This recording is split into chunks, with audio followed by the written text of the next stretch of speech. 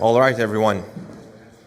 So we can start. It's good to see so many faces here. I was told that Monday is a bit of an unconventional day to host events like this, so it's really good to see all of you for coming in today.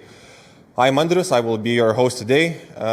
Short introduction on the organizers of the event, which is the BCCS Cluster. BCCS Cluster is an organization that joins together different businesses working in technology, compliance, cybersecurity, and growth. And together with these businesses, we do a variety of initiatives such as hosting events like this and others, as well as working on joint projects. For instance, if a company is looking for an AI solution, they can very easily find the specialized resources to evaluate the use case or to build the use case within the BCCS. So, short commercial is over. We can jump to the interesting bits beyond the hype.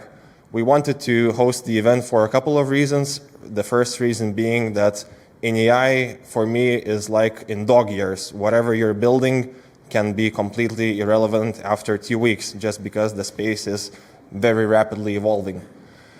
And at the same time, there's also another challenge that businesses which are investing into AI initiatives very rarely make a profit. Why is that? Why do most companies that invest into building AI products fail to make a profit? We want to tackle these problems as well as others to evaluate the risks, to evaluate the opportunities on today's event. So without any further ado, just one small part, and we will be starting with the presentations. If you will have any questions, you can scan this code right here using Slido, and we will try to weave in your questions after the presentations today. If you miss, but you'll have the questions, there will be the QR code after each presenter, so you can easily ask after that. So, I would like to invite the first presenter, Paulius Sartatavičius from CEE Attorneys.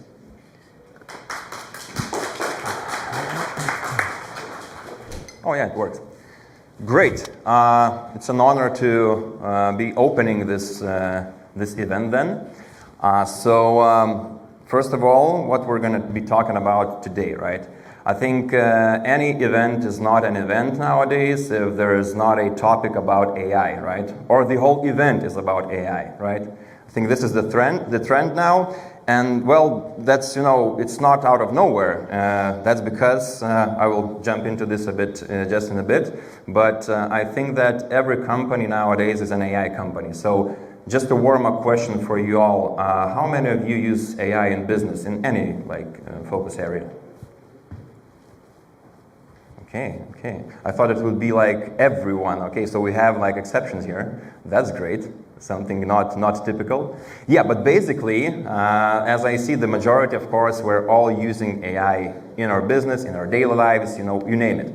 So, first of all, thank you, Andrius, for the introduction. I will just elaborate a bit. Yeah, why I'm here and why I'm talking about this and why I can talk about this. So first of all, as Andrius mentioned, I'm Paulius Sartatavičius. I'm the Chief Operating Officer at CEE Attorneys Lithuania law firm. We're a law firm that's, international law firm with expanding offices through Europe. We're working with various industries and various business-to-business deals. But a major topic and a major focus area, practice area of ours is the digital, e-commerce and digital space. So basically we have clients that are does anything in digital space, makes money in digital space from marketing, affiliate marketing to tech, to software development, to AI solutions development as well. And we help those businesses actually with everything from M&A to cross-border collaborations and operations, to marketing compliance, to product compliance, to establishing entities and affiliates in other jurisdictions as well. And of course, intellectual property protection and intellectual property asset management. And nowadays, of course, AI compliance as well, because this is one big part that is, it's relevant right now. Basically, we as a law firm, why we can talk about AI, because we as a law firm, we also delve into the development of AI solutions. We ourselves launched a product, a product as a service like a platform that is actually for taking down infringing materials online. Infringing, I mean anything that infringes your intellectual property, your, I don't know, if there's something like harassment, defamation, etc., we can take it down really seamlessly and quick. And that solution is called enforceshield.com. And basically it is AI backed and it is lawyer backed. So there you go, double trouble. So yeah, and me, myself, and of course myself and the firm, we also are a part of AI Clinic, which is the kind of a new project that is oriented towards helping businesses to with the compliance with AI Act and AI integration into your business as well, from all sorts all sorts of views, like with other professionals as well. So basically, me, myself, I'm a lawyer. I've been a lawyer for 13, 14 maybe years now, and I've been working most of the time with copyright and intellectual property. So this is something that I know. And I, of course, tech industry as well, and tech questions, legal questions.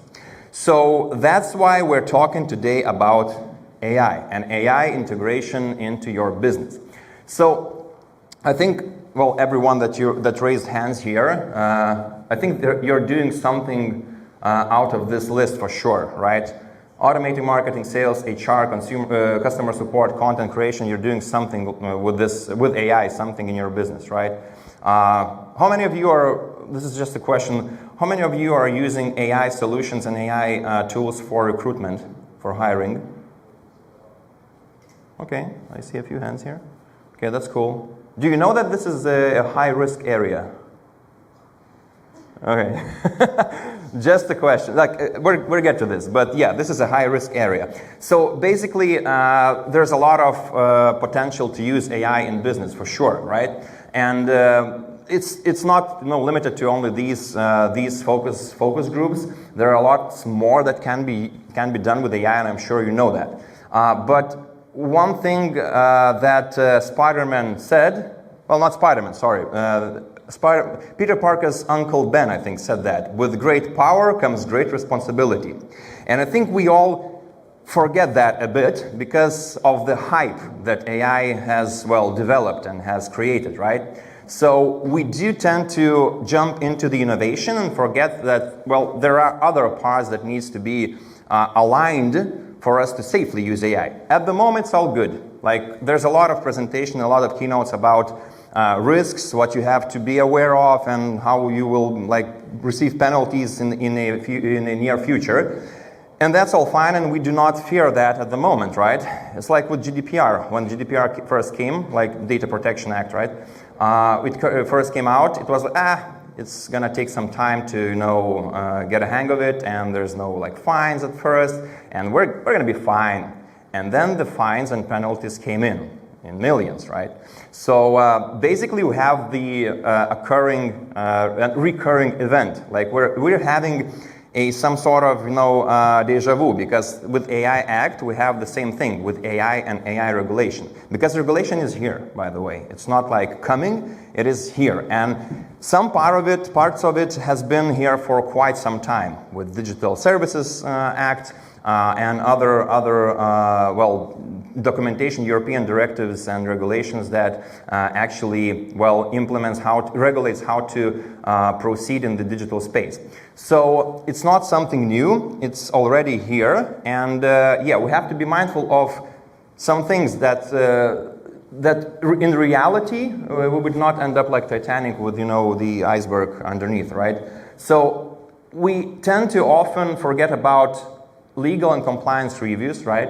We tend to forget about how internal tools are being used, employee prompts, client data, unmonitored, right? So that risk is actually, it is here, and it's the question of expenses. And I will get to the real world examples about this, and I will give you the examples that can actually occur and have occurred, and and what amounts company should have in mind if they use AI tools not that legally sound, to be fair. Okay, so Smart uses of AI, right? We're integrating AI into what? Into customer service, for example. We have really cool, really good examples where companies actually,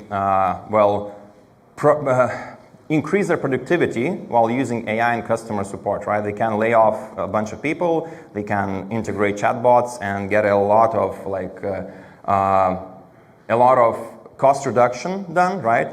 But of course, like for example, Klarna example, right? But of course, there are a lot of situations and businesses that actually face what? Face hallucinations, AI hallucinations, face risk of responsibility, like the damages done by AI systems that you implement for your users. I will get to that in a minute. And similar things like training data, for example, right? That's another topic. By the way, it's really relevant now because we have an ongoing case in US. I will give you this example in a bit as well, regarding training your AI tools. And this is all like, it depends on if you are a developer of AI tools, right? Or solutions, or you are the user. Well, the AI Act actually distinguishes these definitions as, developer, that the one that creates the AI solution, the AI tool. Then there is like importer, the publisher, etc., etc. And there are deployers. Deployer is a really tricky definition. From the first glance, I also thought, what the hell is this? But deployer is actually this is we, like this is us, right? The deployers are everyone that uses AI, and doesn't matter if you're using it as a business or you're using it as a physical, natural person, right? So you're a user, deployer, in the terms of AI Act. And with that comes, responsibilities and some things you need to be aware of. So yeah, of course, productivity, drafting documents, summarizing data, etc., marketing, of course. But the two things that I want you to take away from this slide is that, first of all, liability, even the best AI use turns into liability when control is lost. That means that human oversight and human intervention is actually needed, and it is essential for smart use of AI in our business, in our daily lives as well. And so that's one point. And the other point is data. Data quality, I think my colleagues will talk about this from the technical perspective today, but data quality and what data we feed to the AI system, or what AI system can actually access, what kind of data, is the background and the backbone of the AI systems themselves, and how to provide the AI system that does not hallucinate, for example, right, and doesn't give you bad advice, bad solutions, and etc. So hidden risk, right? So employees using ChatGPT or other models with client data. I think we've all heard about this, right? Unapproved plugins accessing internal systems. For example, in your Outlook or your Gmail, when employees plug and play, AI chatbots, LLMs to help write them emails.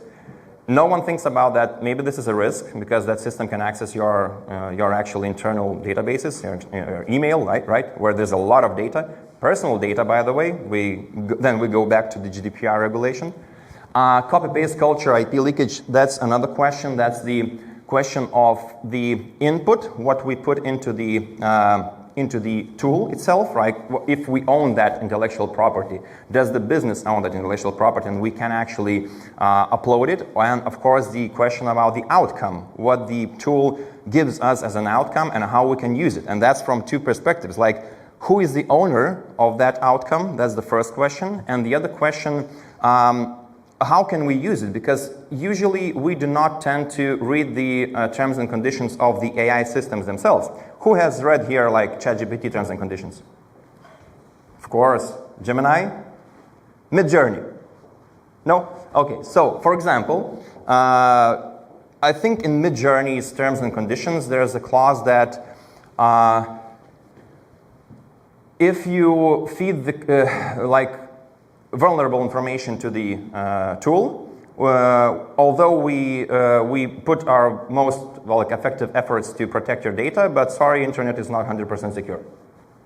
What does that mean? That means that they're not responsible. They're saying that they're not responsible for the data you lost, and that comes with the also to the intellectual property. For example, did you know that using, I think that this is Midjourney's terms and conditions as well, using a first-tier license of Midjourney only allows you to use the outputs that is generated only for a personal use.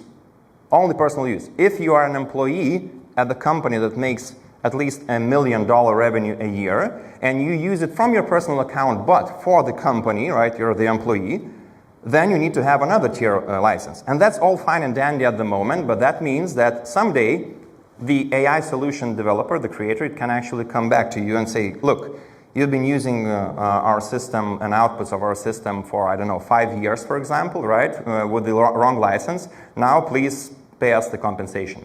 Because you've been using for, for ads, creating ads, creating, revenue, etc. So basically, that's a possibility as well. And I'm not talking about authority penalties, I'm talking about civil claims and civil proceedings.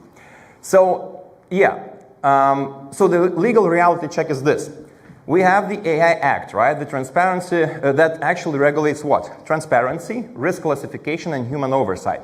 So when we're talking about transparency, we need to keep in mind that AI Act is already in force. Not all parts of it. As document as a whole will be in force in 2026, I think August, if I'm not mistaken. But that will be the full scale of the document. But it actually has a clause that says that you need to inform your user that it is interacting with an AI system. So, for example, when we're talking about customer support, right? We're having a lot of chatbots integrated into e-commerce websites.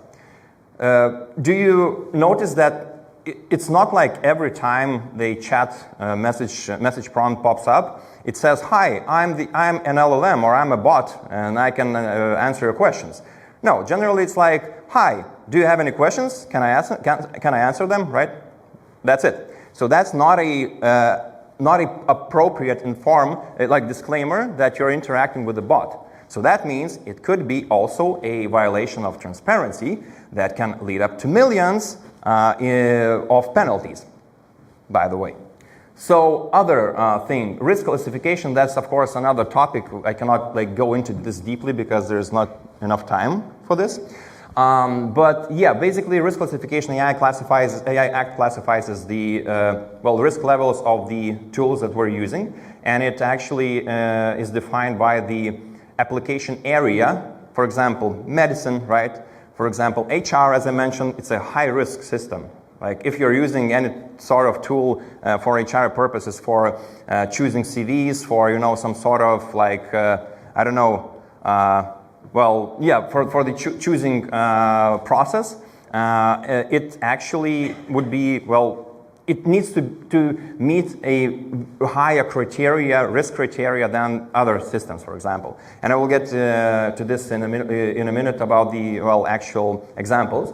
And of course, human oversight. We need to remember that not only AI Act, but also other related documents. For example, Platform Workers Directive as well says that human oversight is essential. And humans, you cannot automate everything and leave it only to the AI system to decide. There must be human oversight and human interaction in the process, and that's okay. If there's not, there's a possibility of violation, of course, of requirements. So, and of course, IP law that I also mentioned, who's the owner of the intellectual property that is generated by AI content. So, 1 second. Okay. So, and in this part, I would like to come to examples. I think everyone likes examples, right?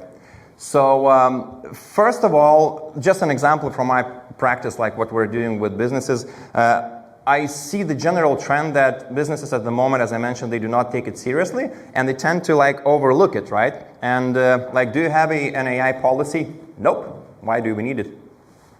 Just because there could be potential, fines of a lot of money, and other similar situations. So basically, we're using AI as is, and not worry about the possible repercussions right here. Even so, I have one case, one situation where actually a client well, a software developer used AI generated code, like just copy pasted it into his own solution. And he's like, could there be a problem? Yes, there could. Somewhere along the line, when you launch your product, there could be a problem. Yes. So that's just generic and general, more of a general insight. But from the actual examples, for example, as I mentioned, HR, right, and recruitment proceedings.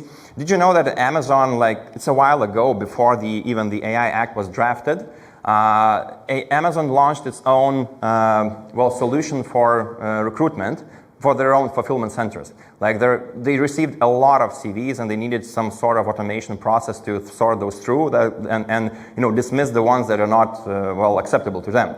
And as I mentioned, the first thing for AI system and the most important thing is what? Data that it is trained on. So basically what they did, they created this tool that could sort out through the CVs, but they needed data. So they feeded that tool their own CVs that they actually chose in the past, that was good for them, that they chosen them, those people have worked there.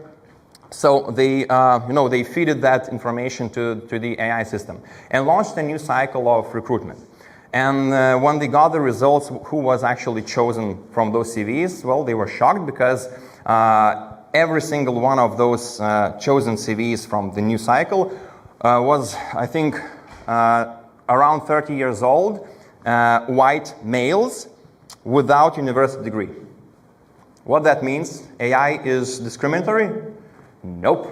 The one that actually feeded the data, the company is actually discriminating. That's a good point of view for them, to look as in the mirror. You can see what your company is actually, what's your company's policies regarding this.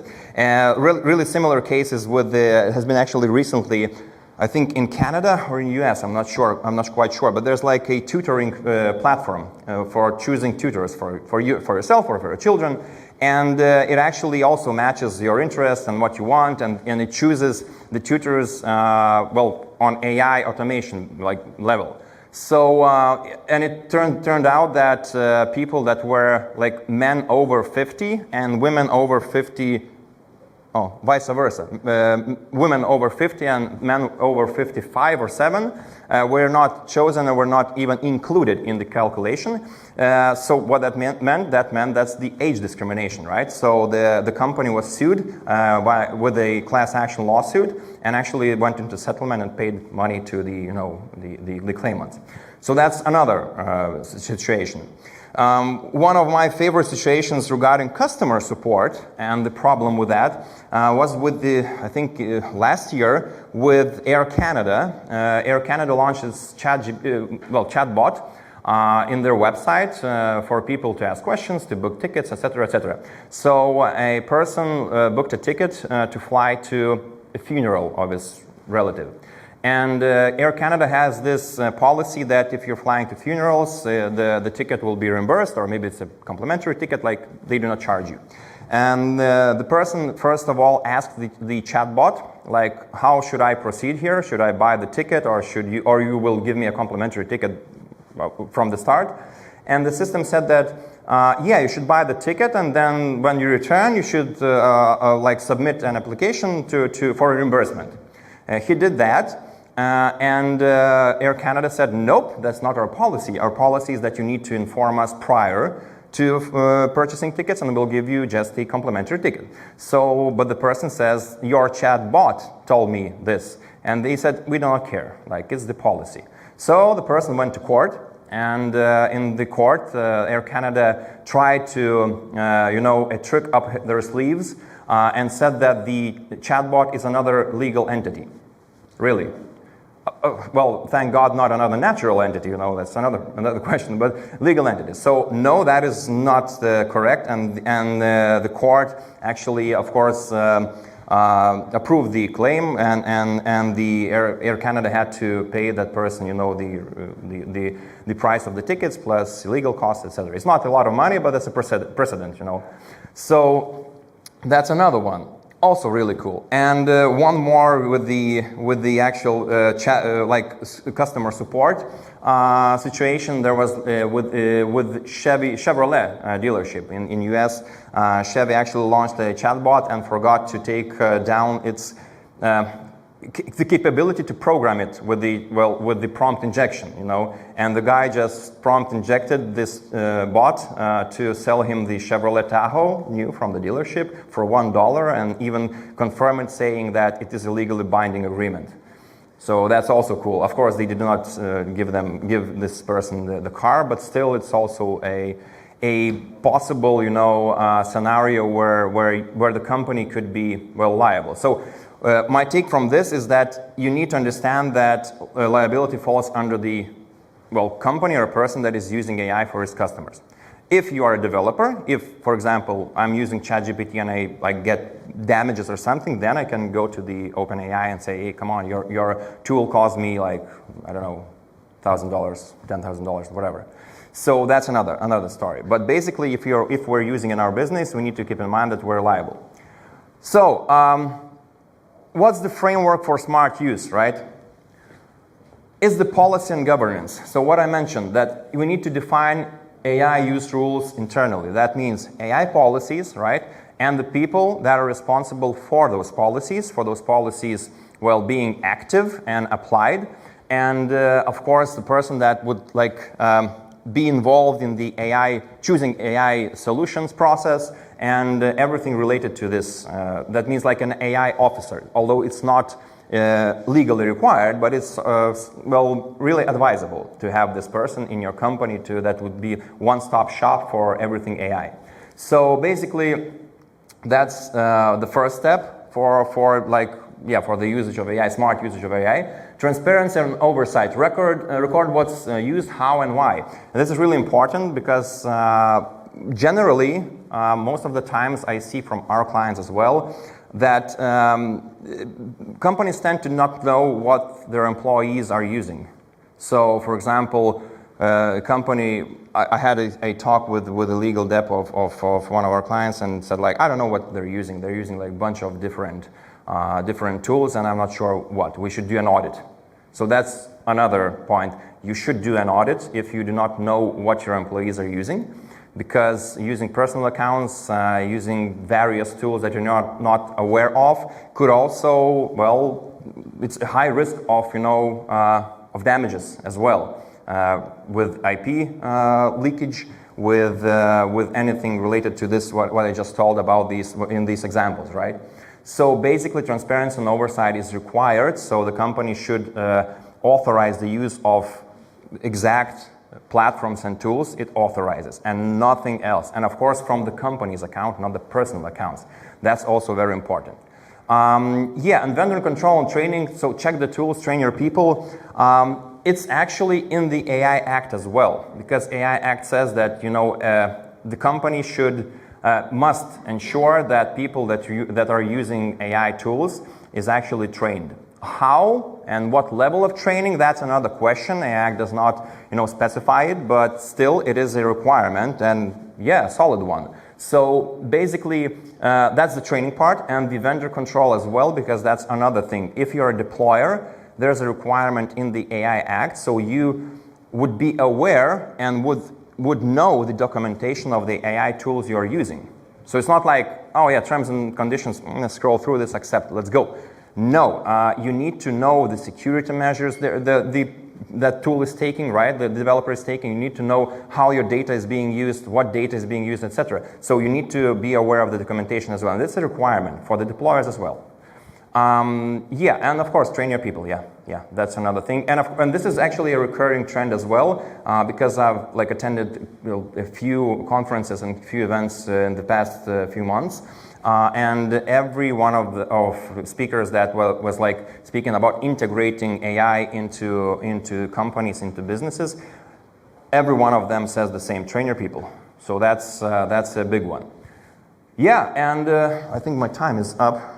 Yes, it is. I'm sorry. I think I'm running late already. So AI doesn't remove human responsibility; just changes where it sits. At the moment, this is the situation, and I just want you to leave with one thought: that I am a strong believer that AI will change and is actually right now changing some of the roles. Like it can replace us as like a role, us as a role in an enterprise, right, on a law firm or whatever, because AI automation is in that level that actually can do some level of work without, interference of humans, and can be done really good. So I think in just like a few years ahead, I think we're going to see a lot of changes in this, and I think there are a lot of roles in the enterprises and the companies that are going to be, well, extinct. I'm sorry to say that, but some roles will be. And of course, it's being done right now as well.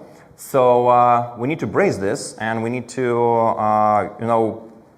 keep your know-how and dig into this, AI usage, because roles are being replaced by AI, but that doesn't mean that new roles will not open up.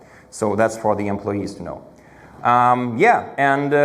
Once again, I'm Paulius Sartatavičius, Chief Operating Officer at CEE Attorneys, and we help businesses align with AI compliance. So if you have any questions, please ask now or later. And thank you very much.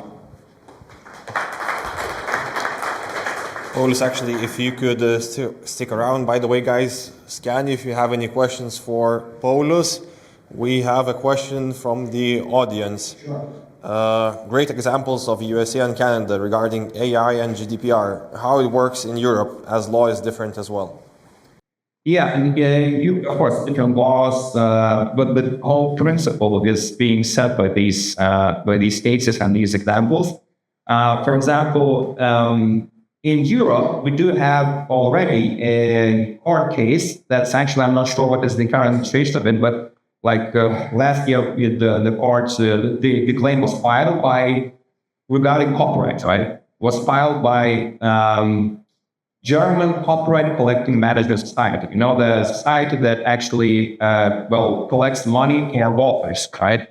For the usage of music, for the usage of literacy works, whatever. So GAMA it's called. So they actually filed a legal lawsuit against OpenAI for using their German authors' works to train their data, because LLMs, they train on everything available online. It doesn't matter if it's legally available or not. And another topic, by the way, just to add up, with the training data, there's another really interesting case going on in the US, of course, again, because there's Wild West in there. With Anthropic is the developer of Claude, I think. Yeah, their Claude system. So they've been also sued with the class action lawsuit regarding training on literary works from a bunch of authors. And the whole lawsuit, I think it's around $30 or $40 billion, I think it was. But they went into settlement for $1.5 billion, not million. So really, really, big numbers. Of course, for the authors, the class action lawsuit, it's not that big, because I wanted to get like $3,000 for the infringement. It's not that much, but the whole sum is really, really huge. And it's not a penalty, it's a settlement. It's not yet approved by court, but it is going to be court, So basically, in Europe, we do have the AI Act. So, that's... we do tend to regulate and over-regulate. Some that's good, some is not. As I mentioned, US is more of a Wild West at the moment. So in Europe, we do have these also instances of claims and lawsuits against AI developers for these kind of infringements, but not that much at the moment. But just wait till the AI Act will be enforced. When will it be enforced? It's already enforced. Well, some parts of it, but fully it will be enforced in 2026. All right. Well, thank you, Paulius. Let's give a round of applause for Paulius. I would like to invite next Martynas Bieliūnas, Privacy Partners. Hello, and thank you for allocating your time for this good discussion, presentations, and improving your knowledge about AI. So I'm Martynas Bieliūnas, CEO of Privacy Partners. We are three companies, Privacy Partners, Nespecto, and Partners in Tech. Mainly I'm involved in compliance, in development, and of course in information security. So for today's topic, I would like to start from completely different angle. Short story, which really resembles me an AI situation now.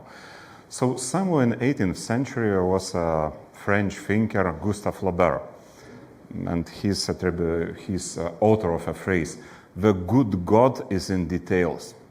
Sounds very nice, that you should take care about details, you should be very careful, meticulous, you should do everything until the end, and so on.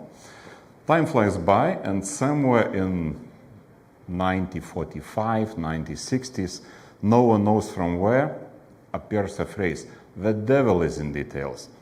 No one knows from where this phrase appeared. Some people are saying that it was Friedrich Nietzsche, German philosopher, but in reality, no one knows the author in truth. So the AI is exactly in the same situation now. We are, almost all of us, we are very optimistic about AI, opportunities which it brings to companies, to individuals, and so on. But in reality, the other picture starts to appear. The devil is in details, because AI needs to be regulated. AI can have a lot of hurt for humans, a lot of damage for companies. So it's not a resolved problem now. And from my perspective, since we are auditing companies, auditing in information security and privacy, we are starting to do an AI audits. I will drill down a little bit into some technical perspectives, and I think it will be complementary to what Paulius said from the legal viewpoints. So, short glimpse into the future and where we are now. Currently, the situation is that humans are intelligent. Users typically control the outputs of information systems. Support for decisions and AI systems, they are not used, how to say, as sovereign systems. AI typically is isolated in some environments. It can be ChatGPT, Copilot, Claude, Gemini, and so on. And the things on which AI is based is logic, calculation, probabilities, and things like that. In future, it will be a completely different picture. Systems will be intelligent, and we may say that systems are already intelligent now, because in many cases, when you give a question to AI, the answer which system produces, it's more intelligent than you as a human can produce. Agentic automation, what does it mean? That means that systems will be connected to other systems and can do decisions and actions on their own. Sovereign decisions which are not controlled by humans, and it's a very dangerous area which need to be controlled. Instead of isolated AI, it will be distributed and integrated AI, so AI systems will work like a blockchain now. And from the point of, let's say, calculations, finding the conclusions, it will be based on the contextual and emotional awareness. And the very, very bad thing is that since AI have huge amounts of information, AI have more information about us than we have about ourselves, AI can manipulate us. Companies, humans, and this manipulation probabilities, no one currently knows how to fully control them. Because we as humans, we have values, we have morale, AI doesn't have it. And that is deeply rooted in the technical realization of AI systems. So, but anyway, AI systems, the more intelligent, the broader we become, the more benefit they can bring to the humans. With benefits, of course, comes the risks. And we are really on this thin, short balance point where we need to balance the risks with the benefits. And if you are from who are from fintech industry here? At least some hands. So in the fintech industry, a heavily regulated area, you need to have risk assessments, risk registers. And most of fintechs, which we already saw, we don't have in their risk registers the risks created by AI use. You have risks like floods, earthquakes in Lithuania, who had earthquake in Lithuania. There were some cases, but they were very, very small, thin ones. About AI risks, no one talks yet, but in future you definitely need to include the AI risks. It can be created by systematic use of AI, it can be created by employee use of AI, but you definitely need to think about it. And why these risks appearing? From a technical side, AI systems are built on completely different principles. When we talk about information systems typically they behave like we predicted. If we programmed the system, if we developed to say that 2 + 2 is 4, that's how the system properly works. In AI systems, we cannot do that anymore. Explainability is heavily needed, and most of AI systems, they are currently not fully explainable. The problem is very simple from a technical viewpoint. You ask the AI system, what day is today? And from that small query, it can generate more than 3 gigabytes of logs. Because AI systems are extremely complicated, there are layers, there are attention heads and other technical terminology. But the problem is that the amount of calculation which is put even into the simple queries, it's huge. It's simply not possible to register. The one thing which we can register input and output. What happens inside in that black box, it's really difficult to follow. There are, of course, methodologies, but in reality, it's completely different from the systems which you know, where you say 2 + 2, and it gives the result 4. If it gives the result 5, you know that's something wrong with programming. In AI, it doesn't work like that. Other thing is that self-development and adaptation, it's deeply embedded into the AI, because normal AI systems, they have feedback loops. If you say that, sorry, your result is wrong, AI system typically gathers additional information, recalculates probabilities and so on, and give you another answer, which may be right, maybe even more wrong. So this self-adaptation, it's typically, people are not typically used to that in the IT world. System works as it works. If we need new system, we do a new release. With AI system, it's almost no such thing as releases. Yeah, there are releases, but in different senses. But AI system can adapt on fly. If you gave the same answer one day and you gave the same prompt another day, you get a completely different answer. Ask 10 times, what is the probability, for example, Copilot or ChatGPT, what is the probability that, let's say, after my name, Martynas, will come my surname, Bieliūnas, in the general context. If you'll ask 10 times, the answers becoming really interesting. For example, for me, it was that typical Lithuanian answer is Martynas Mažvydas or Martynas Bieliūnas. Sorry, I'm not so famous as Martynas Mažvydas, but that shows that system is adapting on fly and adapting not in the correct way. So that really happens, and you need to take care. You need to put guardrails, even technical guardrails for AI systems, not to start to hallucinate.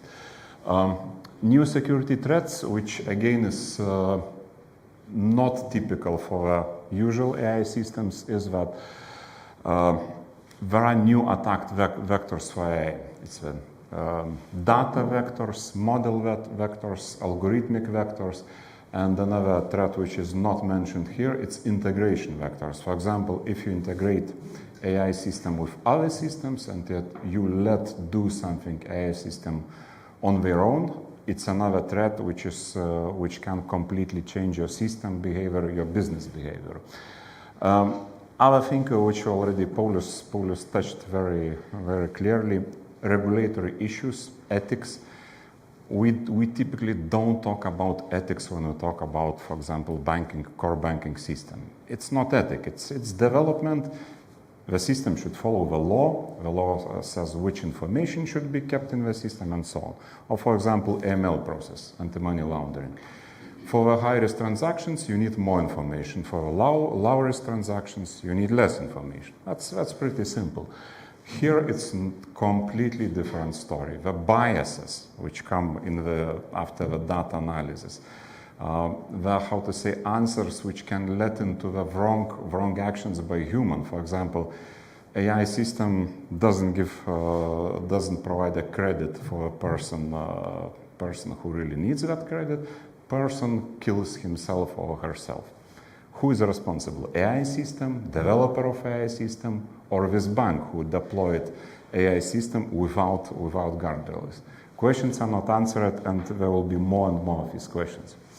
Another funny thing is that when you buy a car, you typically know what are characteristics of this car, what are attributes, horsepower or kilowatts, color, interior, size of a car. With AI systems, we typically even don't know how to measure them. The funniest benchmark names which are in the AI business is that there are a hollow bench. So benchmark which shows how much AI systems hallucinate. When you read such kind of benchmarks, you're thinking, I'm in mental hospital or what? Hallucination rate doesn't sound like thing which is related to information technologies. But without this hallucination rate, it's not possible to properly measure if AI system correctly reacts to all the inputs and correctly produces the outputs. Other thing which you don't need to know all the exact benchmarks, that's the area of professionals, but truthfulness, robustness, efficiency, reasoning. I think these are key parts. Language quality, well, it's improving, and I think it's not the issue anymore in the typical general use. User experience, it's also flexible, because in some cases we are pretty adaptable as humans to it. And one point regarding standardization, and here I'll come into the boring part, how the AI systems are audited and what should be done when you, define the use of AI system in your business. So I love Americans. Americans are much more practical. When Europeans pushed the AI Act, which is, as a regulation, is crazily abstract, it's hard to read. If you need to read it, don't. Go to Paulius. Lawyers do better reading, and they understand what we read in the legal acts. Americans are much more practical. Here I took an excerpt from NIST, National Institutes of Standards and Technology, Artificial Intelligence Risk Management Framework, AIRMF. So the expectations for AIs which are used in organizations are pretty simple. Safe, secure, resilient, explainable, privacy enhanced, no harmful biases, and so on. So in principle, everything that means that AI model should be valid and reliable, and of course it should be accountable and transparent, which means that you need to register what AI produces, you need to put a guardrails on that AI, and so on. So Americans already put the standard for use on year 2022. And it's from our side, I should say that it's much more practical in everyday use, this risk management framework, than European AI Act, which is really complicated. But of course, in Europe, we need to use European legislation. I'll come to that a little bit later. Sorry. So, coming to your organizations, to simplify the AI technical framework, the thing which is in the middle, it's a product. For example, AI system which you're using. It can be ChatGPT, it can be Copilot, it can be Gemini, whatever. It can be even LLM, which you run on your servers on your behalf, but it's still is an engine which produces something. This engine typically is produced by someone. If it's ChatGPT, that's good. If it's a Copilot, Microsoft owned, that's also good. If it's a DeepSeek, I think it should raise some red flags, because the data access can be done by Chinese government. If you're using Sberbank AI, who tried that? No one. Okay, do it. It's really interesting. because earlier it produced a really crazy bad answers. Now it's improving. It's a project of Russian Silicon Valley Skolkovo. Pretty interesting insights. So of course you cannot use the Sberbank AI in your business because engine is produced in an unfriendly country and so on. So I think it's a common sense. So the producer of AI product, how do you use this AI in your business? Then your data, what data do you fit into the AI model, and records. Records, it's a very important part. If you're starting to use an AI in your business activities, you need to record at least the prompt and at least the response to that prompt, which AI produced, because otherwise you simply can lose the track what AI is doing in your organization, and if you get some incidents with AI, you cannot trace back what happened, when happened, and so on. And of course, you should think about effects. That's a high-risk area. What effects AI use is doing on your business, on other systems to which this AI is connected. If you're working with a physical persons, you need to think how AI can affect their thinking. Isn't AI manipulating those people in the wrong way, and so on. So this simple schema, it kind of puts together many of technical and risk aspects, and then it's easier to think how to use AI in your organization. And practical part, when we're auditing the AI system and how it differs from other audits like information security audit, very important part is data and governance. What data do you get from your organization? What data is used to train the AI engine? And otherwise, the audit controls and audit objectives, it's the same like in other audits. Let's say it's nothing new, but the domain of audit, data governance, is pretty new. If we took privacy audit, if we took information security audits, there are no focus on that. Other thing which is completely new for AI systems when you are auditing them, it's model integrity and robustness, because the model should be valid, as I showed in the previous schema from American Standard. Operational oversight and compliance, also extremely important topic. It's the part where we need to ensure that model doesn't behave in a way which we don't want. It's the biases, it's the ethics, and so on.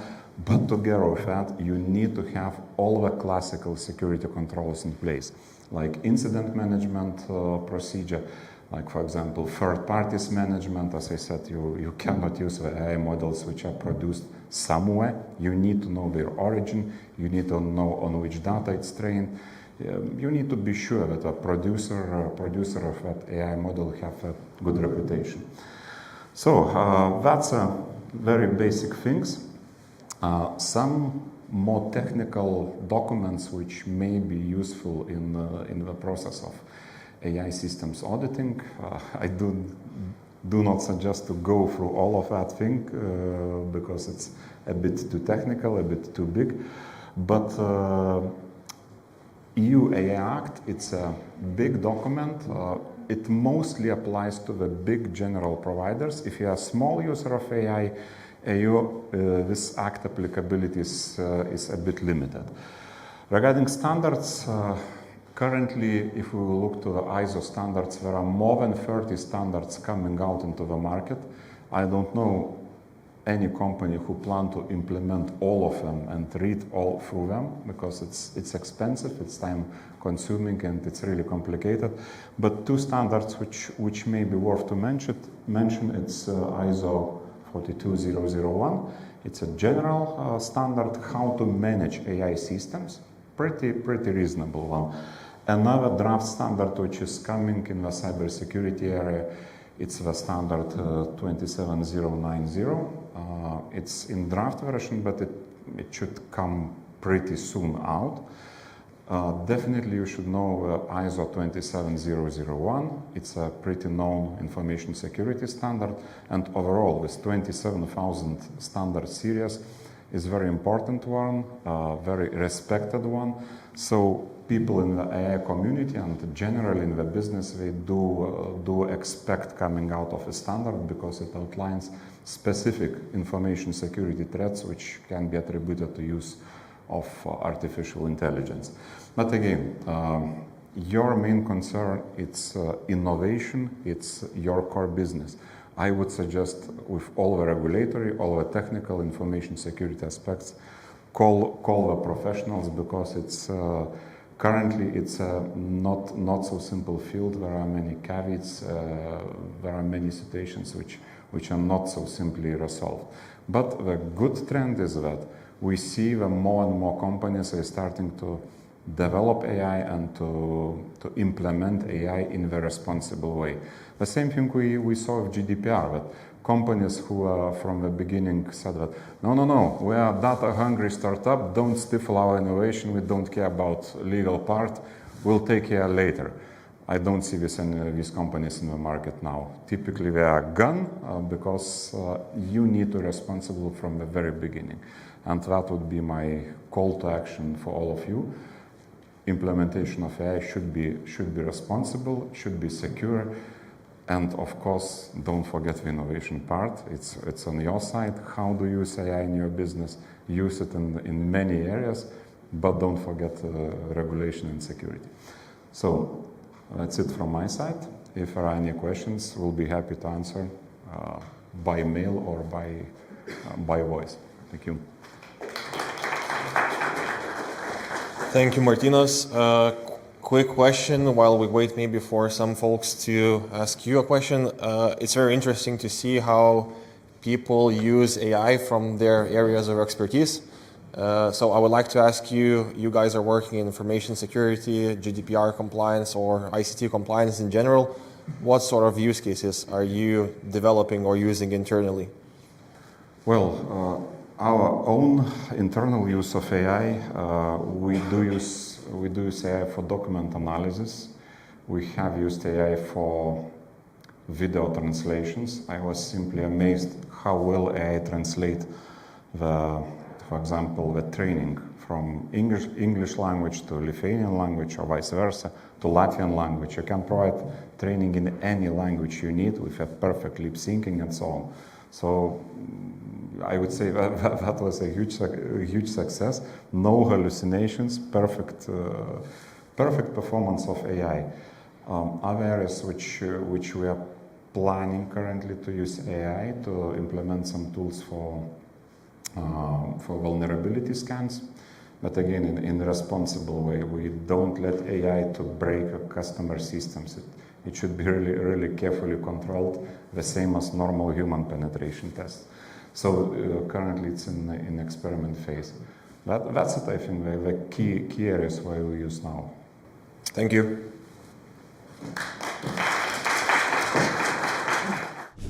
Next up, we have Eddie Smith.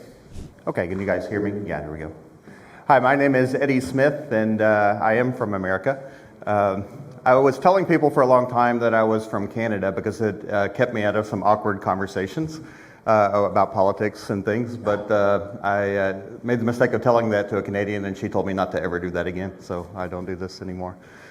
Excuse me for my voice. I just returned from Dubai yesterday, where I was a guest of the BCCS Cluster, and I was privileged to represent under the Lithuanian pavilion there in Dubai and at the GITEX conference. So this GITEX conference was, I don't know, there's 30,000 participants to this thing, people from all over the world there, and everybody that's doing anything with AI was there and had a booth and different products and robots and all these different things. So I'll share some of my reflections from that on an ad hoc basis. I didn't have time to work a lot of those into the presentation, but I'll share some things along there as well. So my topic today is around AI. I'm with Helmes, Lithuania. You might know them more recently as Telesoftas, which has been around in Lithuania for almost a couple of decades now, I guess. But they were recently acquired by Helmes, which is based out of Estonia. We officially made the name change on September 1st. So I've only been with the company a little bit longer than that, although I have lived here in Lithuania for 6 years or so. So I'll get into a little bit of my history and things here. If I can get this to work. There we go. Yeah, so this is kind of my CV at a glance here. So I am from the United States. I've lived in Lithuania here for the last 6 years.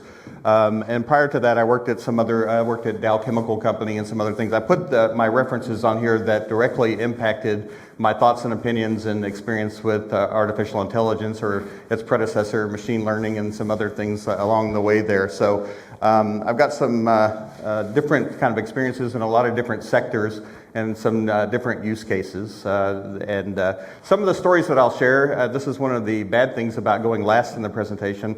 Two of the examples that I used, my predecessors had mentioned as well, but I'll approach them from a slightly different angle. So hopefully it'll make some more sense and add some value there. Yeah, so everybody, and Andrus had talked about, and Paulius as well, about everybody's talking about AI now. So what is AI? Everybody has to do something with AI, and we've read the press and everything, all the articles that come out that said most of these projects fail, right? And I wanted to kind of dig into, not only as an intellectual pursuit, but because of the history I've had, and then the clients that Helmes has had, and by extension Telesoptis has had. We have some experience, and I'm able to kind of break those failures down into a couple of key things. So you can see here, business leaders are very bullish on AI. So we see that 57% of the leaders are super bullish on the potential of AI, and we know that companies are spending a lot of money on initiating these AI things. But if you dig down into that, and the whole thesis of my conversation today is that it's all about the data. And Paulius had mentioned this as well. If we don't have good data, we won't have good AI. And everybody's heard of the old adage, garbage in, garbage out. And I'm trying to change that. Now it's going to be garbage in, catastrophe out. So AI amplifies those things, and you heard that from some of the use cases, and I'll share them more. So if you have bad data, you're not only going to make bad decisions, you're going to make catastrophically bad decisions that could end your company and make you liable for those things. So yeah, so the failure of these products, and this is a U.S. number, is approaching 60% next year for these AI projects and initiatives. They'll either stall or they'll never see the light of day in production. So I didn't want to bury the lead and make you work for it, so I'm going to give it away in the beginning. The failures kind of fall into three different categories as I see it. And I don't know, data readiness, I think, my original thesis was that this was the most important thing, but I think they're so interrelated here. So when I'm talking about data readiness, I'm talking about the quality of the data, the provenance of the data, where it comes from and all these things, and then the utility of the data. The unification trap, and I've got some case studies to support this as well. Companies for a long time have been building data lakes and data warehouses and all these things. We've been unifying our data and making sure that we have all of our data in one place.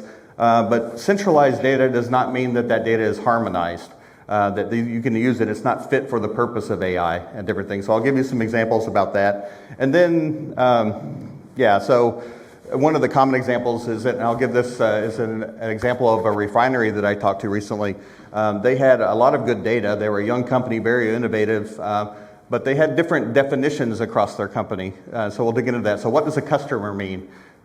From different areas of your organization. So from the sales organization, customer means something completely different than it does from the ERP side of things, and completely different than it does from one of the finance functions or a different function within the business. So this is why I'm talking about this unification trap. Even though you have a lot of data, it might not be usable and unified. And then, and this, I think, this is more representative, I think, of why a lot of these projects are failing or not getting funded anymore, or declining in funding and things, because we're not talking about return on investment from the very beginning. We're not trying to solve a problem. We're facing it from the side, okay, we have this fancy, shiny technology. How do we implement large language models? How do we do this? Without thinking about what problem we're trying to solve, or this jobs to be done thing from the very beginning, and building that into the equation of, okay, is an AI solution the right solution to solve this problem? Right. Yeah, so as far as data readiness, I like to use this analogy of kind of the grocery store label. So this is a fictitious label that I created for my product up here, and you can see that there's a lot of information that you have on this label. So you have to know what the product is, what the ingredients are, what the nutritional value of this thing is, and So that gives you part of this. This is the identity of it. So what if you had the information, okay, where was the product made? What ingredients went into there? Where did those ingredients come from by extension? These kind of things. So this is the provenance. Who had access to those products along the supply chain? So you would know if your data was changed or who had access to influence that data before it got to you. So there's where the analogy is. And then the utility for that. So is the data useful for the outcome or the intended job that you're wanting to solve? So in my analogy, you wouldn't go into the grocery store and pick up dog food because it's not fit for consumption, right? So even though it might be perfectly good and for that purpose to feed your pet, it's not fit for the purpose of building on your AI solution there. Yeah, so I give the example of this refinery, and I talked a little bit about that, but they broke down, they had this semantic mismatch. So I talked about that. They really were misaligned on what the customer is, and you wouldn't think that that would be a big problem, but if you think about how that extrapolates out into reporting and strategy and all these different things, if we're not talking about that, we don't have a harmonized view of the terminology and things, we could all be working together to solve different problems as we interpret it. So the other thing, what the result of that was that they had this centralized chaos. So they had a lot of data. They thought they were very mature on this data, and for some intents and purposes, they were really mature in their data. But their data might have been fit for reporting or how things used to be before, but the data wasn't fit. It didn't have all the metadata and all the provenance and everything that went along with it to make it actionable for their AI solution. So what they ended up with was they had still data in silos. I've been working with companies for over 20 years, and for about 20 years I've been hearing about data silos, so we still haven't been able to fix that problem. It still exists in AI. And then instead of a data lake, we ended up with this data swamp. We had this data, but we were mired down in how to execute, how to use that data. So this is one of the cases we talked about before, this AI model, this Amazon. They were using it in their recruiting tool, as Paulius had mentioned.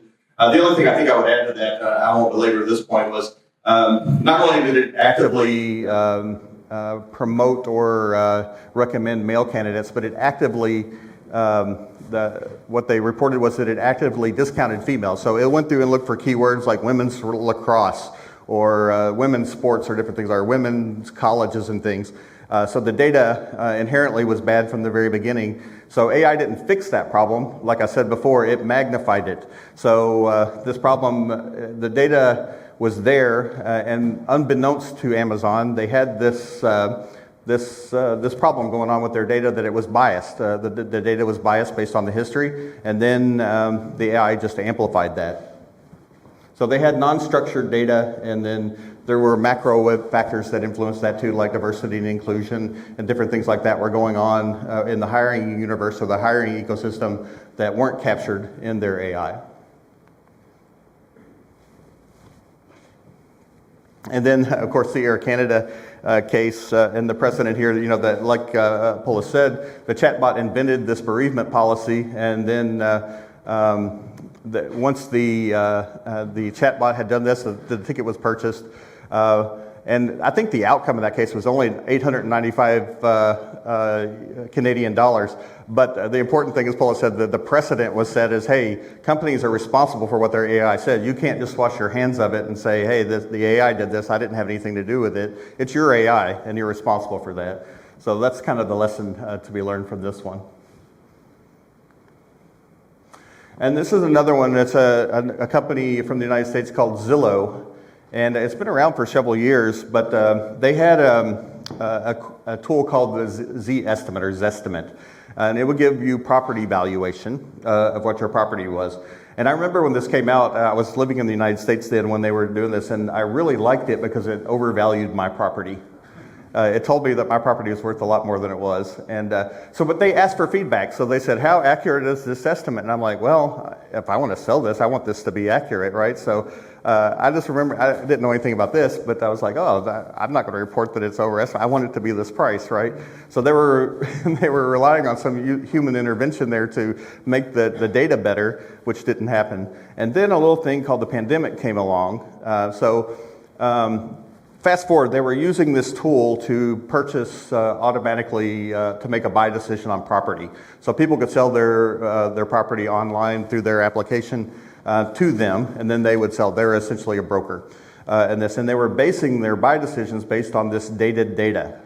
So they experienced what's called data drift. They trained their model on some data, but then factors on buying patterns and just the mobility of people during the pandemic changed how that was, but they did not update their model at all. So they had this data drift, and that one was almost $500 million US dollars that they had spent on overvalued property based on their Z-estimate tool. So the lessons learned from that, as Paulius had also said, you need a human in the loop on that, right? So nobody was monitoring this to say, hey, are these accurate prices, and until it was too late.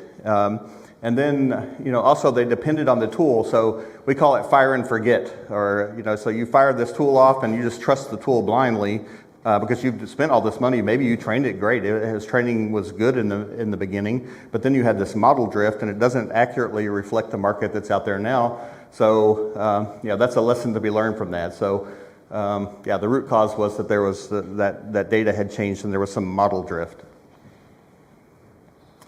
Yeah, so this is more of a trend and kind of how you see. So a lot of managers now, the trap that you can fall into is they're outsourcing all their thinking or their analytical ability to the AI. They didn't have an understanding of their own assets and things, right? So they didn't understand where the data was coming from, why the data was important, or how to use it. Was it fit for purpose? And then another topic that's come up, and this came up, several people that I talked with in Dubai, was this issue about training. And I had some conversations before this about training your employees. And how many companies have an active, the companies I work for have active training on AI, on how to use AI. And so maybe one or two hands in the room. So, and I talked to several companies that provide this as a service, and I was kind of digging into why that is. And a lot of it's the liability and things like that. But, we see that this AI increases the productivity of a line worker by like 70%, right? So we want to treat that. We want companies to be able to come in and use that to really get that competitive advantage out of that. And I think what you'll see, the trend is too, I've earned a few of these gray hairs because I've been in the industry, and we know the hype cycle, right? And AI is following the same hype cycle that other technologies have had. So I started out, I guess the first hype cycle I was on was bulletin boards. Is anybody old enough to know what bulletin boards were? They're predecessors to the World Wide Web or so. So that was a hype cycle. Then the World Wide Web came along as I was in school and university, and then mobile apps and all at Web 3.0, all these different things. And AI is following that same cycle. And where we are now and there, especially in the EU, is about this regulation piece. This was mentioned by my colleagues. And if somebody told me something, I'll share it just because I think it's pertinent to AI specifically. When somebody shared this with me in Dubai, they said that Americans like to innovate, the Chinese likes to regulate, and the Europeans like to not regulate. Hold on, I'm going to start over. The U.S. likes to innovate, China likes to replicate, and the EU likes to regulate. Here, I finally got it right. So, and I think this kind of holds true, and that's why we're talking about the Wild West in the United States, and not that that's all good, and that I think that that's a good place to be, and there's strong efforts to have responsible AI and things like that. So, that's all very pertinent too. But the whole thing that got me down that thread was about the training of the thing. There's a responsibility to train that, and that's where some of our competitive advantage is in the training and how to use the tools and how to develop the technology. So kind of the core takeaways from this, we win with the people. We can't take people out of the loop. You can't just turn over responsibility to the AI to make your decisions, and you have to have the good data that goes behind it. So you need to treat data quality and governance as your competitive edge. So how many people, I don't know, as a hiring manager back in my early career, there was a point when I was hiring people when their skills and services, I didn't look for Microsoft Word on their skills and services anymore, right? And you don't see companies that say, we have a website as a competitive advantage anymore. There was a time when that happened. And I think we're quickly approaching that with AI. AI won't be the competitive advantage, but you will be left aligned if you don't have an AI strategy and if you're not an AI first kind of organization. So That's what I mean here by treat data and governance as your competitive edge. And then the other thing is keep business data and AI pointed at the same outcome. And that same outcome is this ROI from the beginning, having your purpose or your job to be done, what problem you're trying to solve as the forefront that drives your AI implementation, not as it was before where you have data and you have these tools and then you're trying to derive an outcome from that. So that's what I mean by that. And then the other thing is about this fire and forget thing. So data readiness never ends. So you have your data out there, you're really active with that, you have good data, but you can't just forget it because you have model drift, you have hallucinations now, new data comes around, things change and things, so it's not like you implement this AI solution and then just run off and let it do its magic. You have to, it's a long-term plan and a long-term strategy. Yeah. So this is the obligatory sales pitch that I have to give. No, I'm just kidding. So Helmes is a company, like I said, we have a long history in doing with data and data strategy and data governance and things like that. So we have use cases that are available on the website. You can see where we've implemented different solutions for some pretty big players in the market. And one thing that's kind of fundamental to our company, we're outcome first, so it fits along with what I was saying about identifying the ROI and the job to be done before you start the solution. And then a good thing about this, and I don't think this is necessarily a competitive advantage of ours, but it is how we work, is around this AI flywheel. So what I mean by that, we spend a lot of time on the initial MVP and or the proof of concept, and then we use that as a flywheel. So the first implementation will be longer, but we'll solve a lot of the problems that, and what we've seen in our research is that the next implementation of the next project goes about twice as fast because of this flywheel effect. So yeah, and then we're lean and natural, vendor neutral. We're not on with any specific technology or tool set or anything like that. So we're pretty agnostic in that way as well. So a little bit about my company there. Yeah, so now we've got some questions. I'll go ahead to the next slide here and get the QR code, I think. Yeah, there we go. If there are any questions. We actually have a question from the audience. Any quick tips how to get a failing AI project back on track? Reason being different expectations. Yeah, so actually we have 2 active projects right now that are exactly that. They're failed or stalled projects where they didn't have this data governance product. So I won't get into the mechanics of exactly how AI works and all this, but it's a non-deterministic model, and exactly what the gentleman said here was, you can ask it the same question on different days and it'll give you different answers. And then you have to be able to trust that data, right? So one way and one solution that we're looking at around that is integrating that with the intersection between blockchain or smart contracts with driving the data needs of the organization. Because with this smart contract or with blockchain, you know the provenance of where that data came from. You can trace it back and say, okay, and have accountability for how it made that decision. So I made the decision based on this data. I got this data from this source. So it kind of closes the gap there and makes it more deterministic, if you will. So I don't know if that answered the question, but that's one example. Thank you. All right, everyone. Gonna wrap up the event, and if you have any questions for our speakers, I know that there were some questions left that we weren't able to weave in due to the time limitations, then please feel free to hang around for a cup of coffee and ask our speakers those questions. Thank you very much for attending today's event, and just stick around, drink some coffee, let's have a few chats, and thank you all.